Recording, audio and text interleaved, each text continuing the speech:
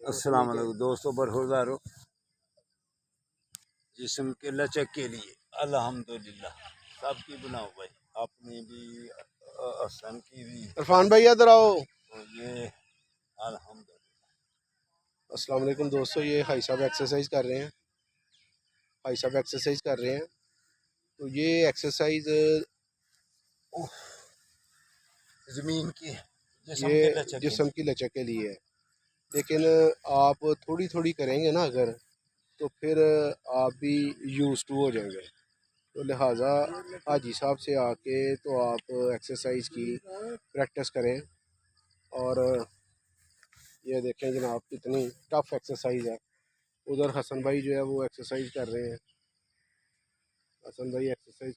وہ دیکھیں جناب، یہ ادھر حاجی صاحب ایکسرسائز کر رہے ہیں، خواجہ حاجی حمزہ صاحب صاحب وہ بھی دوسرے گروپ دوست بیٹھے ہوئے ہیں جناب، وہ ایسا ہے۔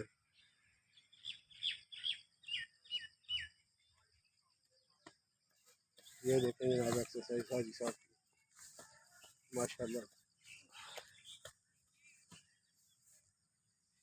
باڈی کی لچک کے لیے۔